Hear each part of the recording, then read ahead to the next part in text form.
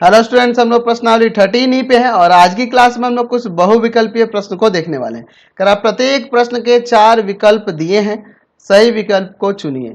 चलिए देखते हैं फर्स्ट नंबर क्वेश्चन। एक 22 सेंटीमीटर आंतरिक किनारे वाले खोखले घन को 0.5 सेंटीमीटर व्यास वाले गोलाकार कंचों से भरा जाता है तथा यह कल्पना की जाती है कि घन का 1/8 स्थान भरा नहीं जा सकता।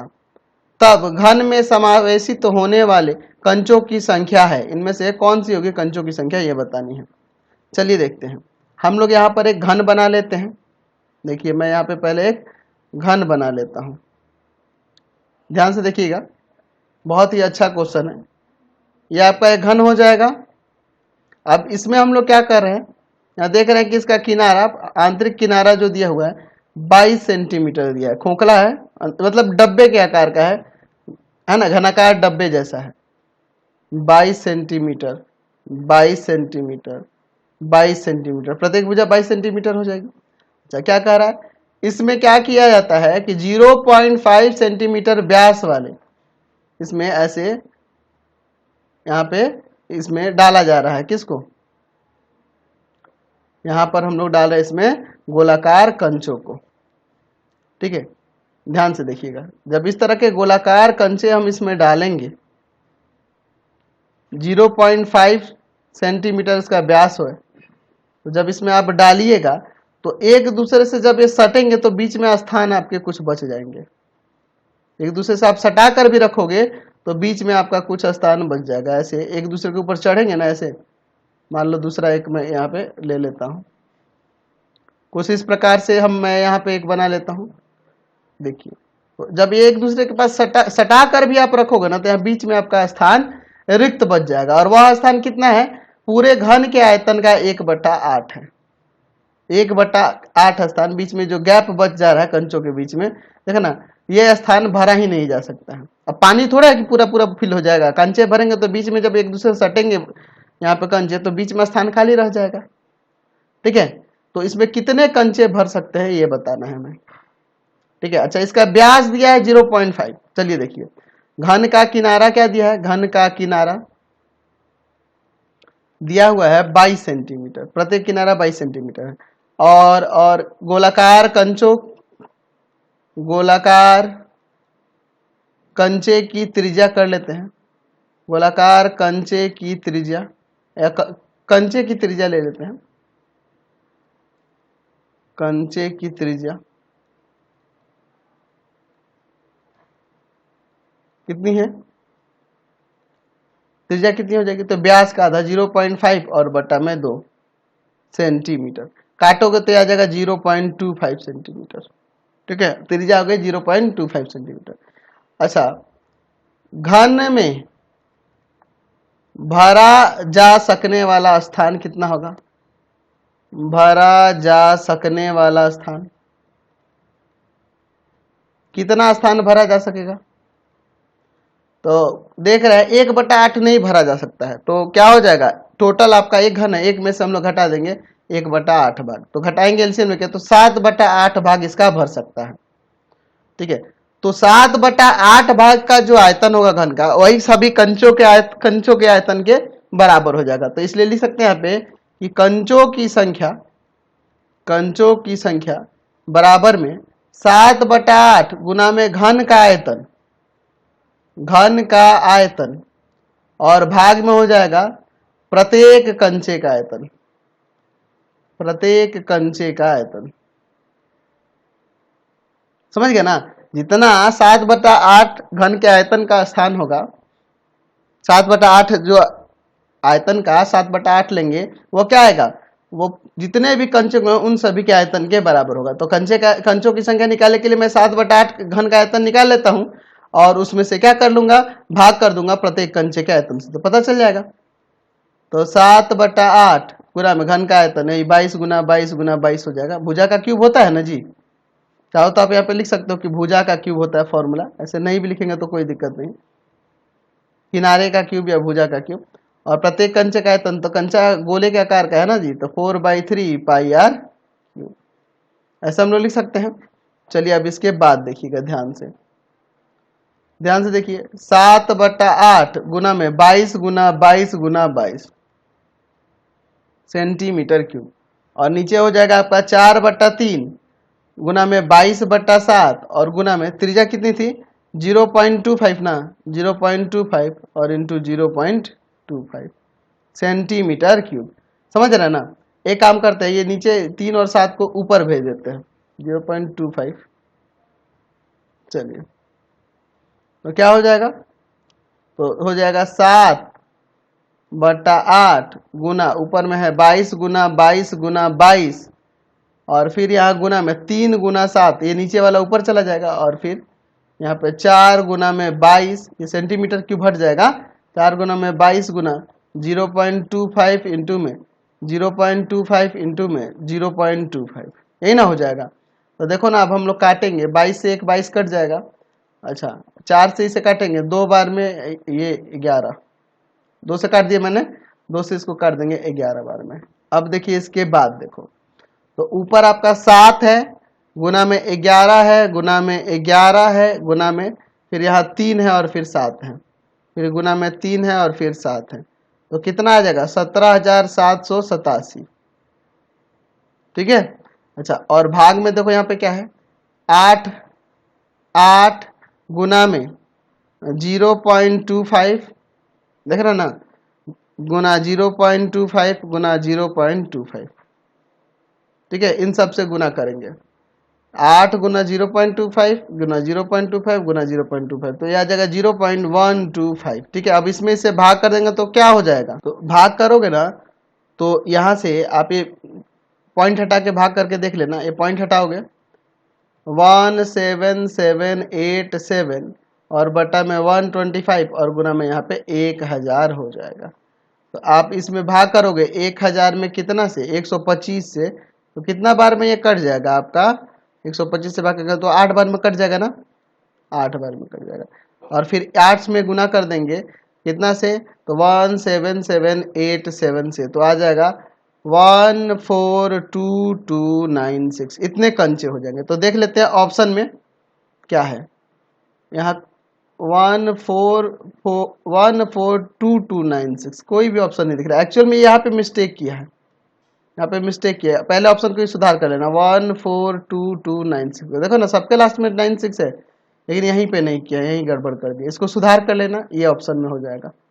क्वेश्चन नंबर 2 देखिए क्या कह रहा है कि क्रमशः आंतरिक और बाहरी व्यास 4 सेंटीमीटर और 8 सेंटीमीटर वाले एक धातु के गोलाकार खोल को पिघलाकर आधार व्यास 8 सेंटीमीटर के एक शंकु के आकार में ढाल दिया जाता है। तो इस शंकु की ऊंचाई ज्ञात कीजिए। समझिए यहाँ पर एक खोखला गोला है, समझे ना, खोखला गोला है, कुछ इस प्रकार से मैं एक खोखला गोला बना देता हूं।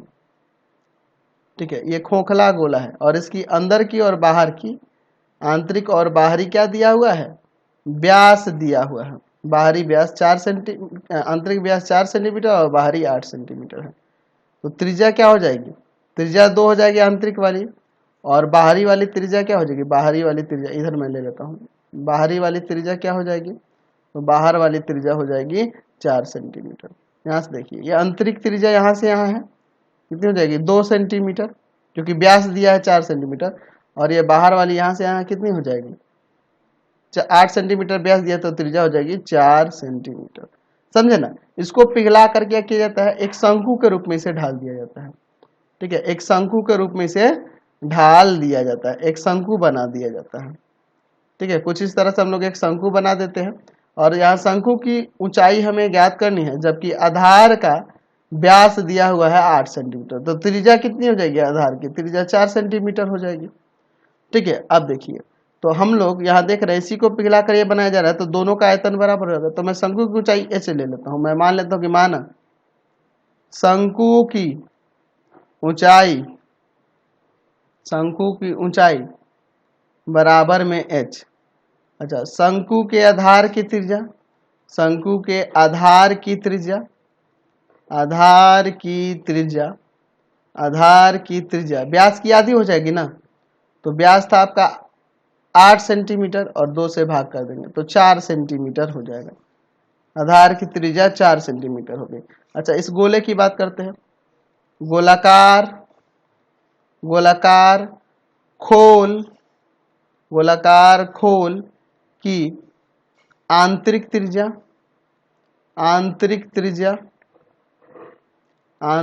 अंदर वाली त्रिज्या क्या होगी?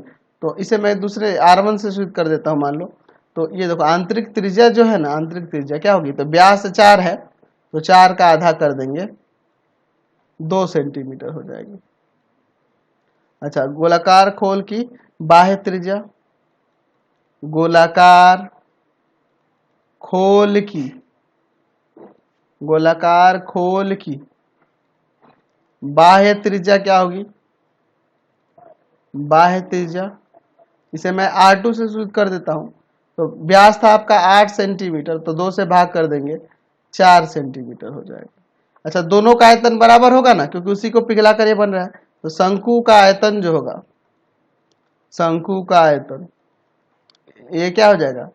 खोखले गोले के आयतन, यानी ये गोलाकार खोल का आयतन, ऐसे भी लिख सकते हैं, गोलाकार खोल का आयतन ऐसे भी लिख सकते हैं, या खोखले गोले का आयतन, गोलाकार खोल ही लिख देते हैं, ठीक है। गोलाकार खोल का आयतन, गोलाकार खोल का आयतन, ठीक है। चलिए, समझ गए ना? तो शंकु का आयतन क्या होता है? शंकु का आयतन 1/3 पाई R स्क्वायर H, और गोलाकार खोल का आयतन 4/3 पाई, देखिए बाहर वाली जो त्रिज्या है उसका क्यूब यानी R2 का क्यूब, और माइनस में अंदर वाली त्रिज्या है उसका क्यूब यानी कि R1 का क्यूब, यही हो जाएगा। यहाँ से पाई कट जाएगा, आपके 3 से 3 कट गया। इस स्मॉल r का मान क्या है आपका? 4 सेंटीमीटर था, 4 गुना 4 सेंटीमीटर स्क्वायर, और गुना में h बराबर 4 ब्रैकेट में, ये R2 क्या है? R2 का क्यूब यानी कि 4 का क्यूब, और ये R1 यानी कि 2 का क्यूब, यहाँ सेंटीमीटर क्यूब होगा क्योंकि ये क्यूब में है। चलिए अब देखिए इसके बाद क्या करते हैं। तो h बराबर में इसको ले जाएंगे भाग में, 4 ब्रैकेट के अंदर यहाँ पे क्या हो जाएगा? 4 का क्यूब हो जाएगा 64, और यहाँ 2 का क्यूब है, सॉरी 2 का क्यूब क्या होगा? 8 सेंटीमीटर क्यूब, और बटा में यहाँ आ जाएगा 4 गुना में 4 सेंटीमीटर स्क्वायर। तो इससे हम लोग काटेंगे 1 सेंटीमीटर ऊपर बच जाएगा। अब देखिए ये 4 से 4 कट गया, h बराबर में यहाँ घटाओगे तो कितना हो जाएगा आपका? 56 आ जाएगा, और बटा में 4 सेंटीमीटर।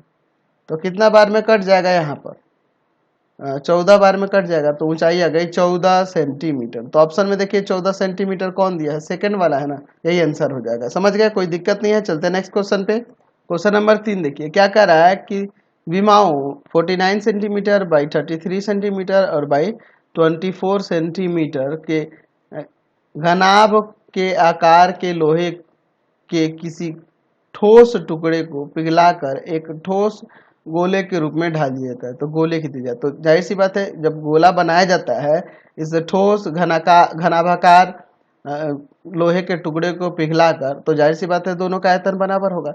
तो मैं यहाँ पे गोले की त्रिज्या R ले लेता हूँ, गोले की त्रिज्या R ले लेता हूँ, ठीक है, ये हम लोग मान लेते हैं। तो हम लोग यहाँ से जानते हैं कि गोले का आयतन जो होगा ना बराबर होगा इस घनाभ के आयतन के,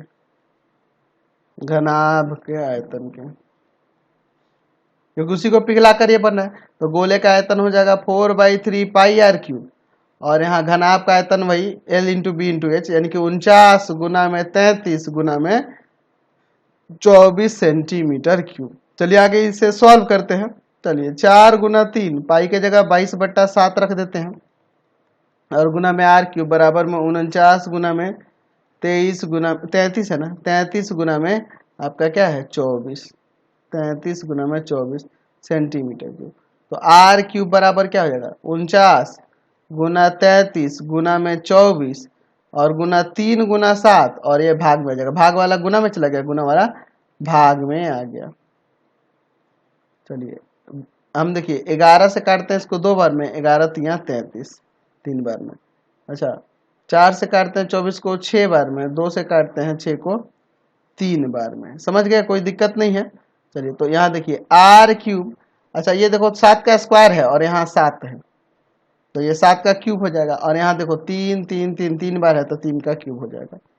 यहाँ आर क्यूब बराबर में हो जाएगा 21 सेंटीमीटर का क्यूब। तो यहाँ से आर बराबर में क्या आ जाएगा, 21 सेंटीमीटर नहीं आ जाएगा, समझ गए ना। चलिए तो ऑप्शन देखिए इसमें से कौन सा हो जाएगा, ऑप्शन 21 सेंटीमीटर पहला वाला आंसर हो जाएगा ना, तो आप इसमें फर्स्ट में टिक लगा देंगे, समझ गए। क्वेश्चन नंबर 4 देखिए क्या कह रहा है कि कोई मिस्त्री ईंटों से बिमाओं 270 centimetre by 300 centimetre by 350 centimetre की एक दीवार बनाता है, ईंट से बनाता है दीवारों को, ठीक है, जिनमें से प्रत्येक ईंट की माप यहाँ पे देखिए लंबाई चौड़ाई और ऊंचाई दी है। यदि यह मान लिया जाए कि दीवार का 1/8 भाग मसाले से भरा जाता है, जाहिर सी बात है ईंट जब लगाया जाता है तो आप नीचे मसाला रखते हो, ऊपर भी मसाला रखते हो, बीच में इधर भी डालते हो इधर भी डालते हो, तो पूरे दीवार का 1/8 भाग जो है ना मसाले से भरा गया है। तो दीवार में लगी ईंटों की संख्या निकाल लेते हैं। अच्छा दीवार में लगी ईंट कितने भाग हैं, कितना भाग होगा, तो दीवार में लगे ईंट दीवार का क्या हो जाएगा, 1 में से 1/8 को घटा लेंगे यानी कि आ जाएगा 7/8 भाग है, ठीक है। यानी कि दीवार में जो ईंट है टोटल दीवार का कितना है, 7/8 भाग है। तो हम लोग ईंटों की संख्या निकाली है, तो हम लिख सकते हैं कि नहीं यहाँ पे कि ईंटों की संख्या जो होगी दीवार में लगे सभी ईंटों का आयतन, तो 7/8 टोटल आयतन का कितना है, 7/8 है, तो 7/8 और गुना में दीवार का आयतन क्या हो जाएगा, तो वही घनाभाकार ही ना दीवार होगा, तो लंबाई गुने चौड़ाई गुना ऊंचाई यानी कि 780 गुना में 300 गुना में 350 सेंटीमीटर क्यूब, और भाग किससे कर देंगे, प्रत्येक ईंट के आयतन से। तो आप समझ गए ना, ऐसे भी लिख देते हैं, और या फिर आप ऐसे लिख लो, पहले आप यहाँ पे थोड़ा सा इसमें सुधार करके लिख लो, 7/8 गुना में लिख दो दीवार का आयतन, इस तरह से और अच्छा हो जाएगा, दीवार का आयतन और बटा में प्रत्येक ईंट का आयतन। मैं डायरेक्ट ही रख रहा था, इस तरह से और अच्छा हो जाएगा, प्रत्येक ईंट का आयतन। देखिए 7/8 भाग क्या है, दीवार में लगे हुए ईंट पूरे दीवार का क्या है, 7/8 भाग है, तो उसका 7/8 करेंगे तो टोटल ईंट का आयतन आ जाएगा, और उसके बाद हम लोग प्रत्येक ईंट के आयतन से भाग कर सकते हैं, ईंटों की संख्या निकल के आ जाएगी।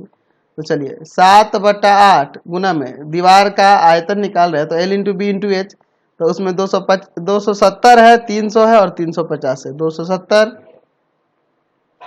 300 350 सेंटीमीटर क्यूब, और बटा में प्रत्येक ईंट का आयतन वही लंबाई गुने चौड़ाई गुने ऊंचाई, यानी कि इसका है 22.5 गुना 11.25 गुना में 8.75 सेंटीमीटर क्यूब। ये आपका इससे कट जाएगा। अच्छा अब यहाँ पे काटते हैं, ये 8 है ना, 4 से काटते हैं इसको 2 बार में, और 300 को काटते हैं 4 से, तो 75 आ जाएगा। अच्छा और यहाँ पे हम लोग काट देते हैं, मान लो 2 से 270 को, कितना बार में कट जाएगा, तो 135 आ जाएगा, यही ना आएगा। चलिए अब आगे देखते हैं क्या होगा। देखिए यहाँ पे भी काट सकते हैं, 8.75 से काटोगे आप 350 को, तो कट जाएगा ये 40 बार में, और कोई कटेगा क्या। अच्छा 135 को काट के देखते हैं 22.5 से, तो कट जाएगा ये भी, 135 को काटोगे ना तो ये भी कट जाएगा आपके 6 बार में। 75 को काटते हैं 11.25 से, तो 75 को भाग करके देख लेना 11.25 से, नहीं कटेगा, पॉइंट वगैरह में आ जाएगा, बहुत लंबा, इतना ही रहने देते हैं। चलिए तो अब ऊपर मल्टीप्लाई करोगे सब में, 7 है गुना में 6 गुना 75 गुना 40, तो इसका आ जाएगा यहाँ पर 126,000 और भाग में है 11.25, पॉइंट हटा के भाग करोगे ना तो ये आपका कितना बार में कट जाएगा, 11,200 बार में, यानी 11,200 ईंट हो जाएंगे। आप कैलकुलेटर का भी इस्तेमाल कर सकते हो, आंसर आ जाएगा। क्वेश्चन नंबर 5 देखिए क्या कर रहा है, आधार व्यास 2 सेंटीमीटर और ऊंचाई 16 सेंटीमीटर वाले धातु के एक ठोस बेलन को पिघलाकर समान माप के 12 ठोस गोले बनाए जाते हैं, तो प्रत्येक गोले का व्यास बताना है। तो मैं यहाँ पे मान लेता हूँ कि माना प्रत्येक गोले की त्रिज्या बराबर में आर। तो त्रिज्या आप आर लिए हैं तो व्यास क्या हो जाएगा, गोले का व्यास, गोले का व्यास क्या हो जाएगा, तो त्रिज्या की 2 गुनी ना, यानी कि 2r हो जाएगा। अच्छा, और यहाँ पे बेलन दिया हुआ है, ठीक है, बेलन दिया है और इसी को पिघला कर बनाया जाता है आपका क्या, 12 ठोस गोले बनाए जाते हैं। तो बेलन के आधार का व्यास दिया है 2 सेंटीमीटर, तो त्रिज्या 1 सेंटीमीटर हो जाएगी और ऊंचाई दिया हुआ है 16 सेंटीमीटर, ठीक है। और इसी को पिघला कर बनाया जाता है गोला। यहाँ पर लिख लेते हैं पहले इसकी त्रिज्या और ऊंचाई। तो बेलन की त्रिज्या त्रिज्या हो जाएगी व्यास की आधी, यानी कि 2/2 कट जाएगा, 1 आ जाएगा। बेलन की ऊंचाई, बेलन की ऊंचाई, बेलन की ऊंचाई जो होगी, ऊंचाई जो होगी, बेलन की ऊंचाई वह कितनी दी हुई है, वह दिया है 16 सेंटीमीटर। तो यहाँ पे देखिए, जब इसी को पिघलाकर जब ठोस छोटे छोटे 12 गोले बनाए जाते हैं, तो हम लोग जानते हैं कि प्रत्येक गोले का जो आयतन होगा, प्रत्येक गोले का जो आयतन होगा वह क्या हो जाएगा, बेलन के आयतन का, बेलन का आयतन का, बेलन का आयतन का 12वां भाग होगा। क्योंकि टोटल हम लोग कितने बनाते हैं, 12 गो ना गोले बनाते हैं, ठोस गोले, तो इसका 12वां भाग होगा प्रत्येक गोले का आयतन, है ना, बेलन के आयतन का 12वां भाग होगा। तो यहाँ पे प्रत्येक गोले का आयतन क्या होगा, 4/3 पाई, इसका स्मॉल आर से सूचित किया ना त्रिज्या r3, और यहाँ 1/12 और बेलन का आयतन पाई r², कैपिटल आर और कैपिटल ए से यहाँ पे सूचित किए हम। तो देखो पाई से पाई को काट सकते हैं, अच्छा 3 से हम लोग काट सकते हैं 12 को 4 बार में, ठीक है। इस 4 को भाग में लेते हैं, तो r³ बराबर 1/, में 4 का 16 लिख देते हैं, और यहाँ कैपिटल आर का वैल्यू यहाँ पे 1 है, 1 गुना 1, और कैपिटल एच का वैल्यू 16 है सेंटीमीटर क्यूब, यहाँ से हो जाएगा। तो 16 से 16 काट देंगे, r³ बराबर में 1 सेंटीमीटर का क्यूब, यानी कि r त्रिज्या क्या हो गया, 1 सेंटीमीटर। तो व्यास क्या हो जाएगा, व्यास क्या हो जाएगा, दोगुना ना हो जाएगा इसका, व्यास हमें पूछ रहा था गोले का, तो गोले का व्यास क्या हो जाएगा, तो त्रिज्या का 2 गुना, यानी कि 2 गुना 1, 2 सेंटीमीटर। प्रत्येक गोले का जो व्यास होगा 2 सेंटीमीटर हो जाएगा। 3 नंबर इसका आंसर हो जाएगा। क्वेश्चन नंबर 6 देखिए क्या कह रहा है, तिर्यक ऊंचाई 45 सेंटीमीटर वाली एक बाल्टी के ऊपरी और निचले सिरों की त्रिज्याएं यहाँ पर कितना है, 28 सेंटीमीटर और 7 सेंटीमीटर। तो इस बाल्टी का वक्र पृष्ठीय क्षेत्रफल, तो यहाँ पर बाल्टी जब दिया हुआ है तो बाल्टी कैसा होगा, शंकु के छिन्नक के आकार का होगा, ठीक है, शंकु के छिन्नक के आकार कुछ इस तरह से होगा। तो इसी का हमें वक्र पृष्ठीय क्षेत्रफल निकालना है। तो वक्र पृष्ठीय क्षेत्रफल का फॉर्मूला हम लोग जानते हैं, खाली यहाँ पे लगा देना है, हमारा आ जाएगा, ठीक है। चलिए, तो आपकी बाल्टी हो गई। अच्छा, यहाँ पे त्रिज्या दी हुई है ऊपरी और निचले सिरे की, और इसकी तिर्यक ऊंचाई दी हुई है, तो इसका वक्र पृष्ठीय क्षेत्रफल आसानी से निकाल सकते हैं। तो ऊपर 28 सेंटीमीटर त्रिज्या है, नीचे 7 सेंटीमीटर, और तिर्यक ऊंचाई यहाँ पे 45 सेंटीमीटर है। तो मैं त्रिज्याओं को R1 R2 मान लेता हूँ, ऑब्जेक्टिव है, अब उतना कौन लिखने जाएगा, 28 सेंटीमीटर, R2 बराबर में 7 सेंटीमीटर, और तिर्यक ऊंचाई जो है आपका 45 सेंटीमीटर। तो शंकु के छिन्नक का वक्र पृष्ठीय क्षेत्रफल जानते हैं ना, शंकु के छिन्नक का वक्र पृष्ठीय क्षेत्रफल, उसी आकार क्या आना है, शंकु के छिन्नक का वक्र पृष्ठीय क्षेत्रफल। शंकु के छिन्नक का वक्र पृष्ठीय क्षेत्रफल होता क्या है, पाई ब्रैकेट में R1 प्लस R2 और इंटू में L। तो पाई की जगह 22/7, R1 का मान आपका है 28 सेंटीमीटर, और प्लस में R2 का मान है यहाँ पर कितना, 7 सेंटीमीटर, और गुना में L कितना है, 45 सेंटीमीटर, ठीक है, 45 सेंटीमीटर। यहाँ से 22/7 गुना में इन दोनों को जोड़ेंगे तो 35 हो जाएगा, और गुना में 45 सेंटीमीटर स्क्वायर, वक्र पृष्ठीय क्षेत्रफल है, तो सेंटीमीटर सेंटीमीटर सेंटीमीटर स्क्वायर हो गया। चलिए, 7 को इससे काट देंगे 5 बार में, तो 22 में आप गुना करोगे 5 से तो 210 110, और 110 में आप 45 से गुना कर दोगे तो आपका आ जाएगा 4950 सेंटीमीटर स्क्वायर। तो आंसर कौन सा दिख रहा है हमें? फर्स्ट नंबर ना दिख रहा है, समझ गए ना? 4950 सेंटीमीटर स्क्वायर आपका आ गया। समझ गए? कोई दिक्कत नहीं है यहाँ पर। तो फिलहाल इस वीडियो में यहीं तक रखने देते हैं। नेक्स्ट वीडियो में आज क्वेश्चन को देखेंगे। आपको हमारे 3 चैनलों को सब्सक्राइब करना होगा। पहला है path finder classes Chhapra, path finder classes Chhapra. दूसरा आपका भारती भवन रविकांत सर, भारती भवन रविकांत सर, रविकांत सर। और तीसरा चैनल है रविकांत सर के नाम से। तीनों को सब्सक्राइब कर लेंगे और इससे रिलेटेड वीडियो के लिए सीधे डिस्क्रिप्शन में जाएंगे और इससे रिलेटेड नोट्स के लिए गूगल पे जाके सर्च करेंगे www.ravikantsir.in और यहाँ पर जाकर आप सभी क्लासेस के नोट्स और उनके पीडीएफ को डाउनलोड कर सकते हैं, पढ़ भी सकते हैं। इंस्टाग्राम और फेसबुक पे जाके पाथफाइंडर क्लासेस छपरा को लाइक एंड फॉलो करना नहीं भूलेंगे। Thanks for watching the video. Comment करके जरूर बताया करें कि हमारे चैनल के वीडियोज आपको कैसे लगते हैं।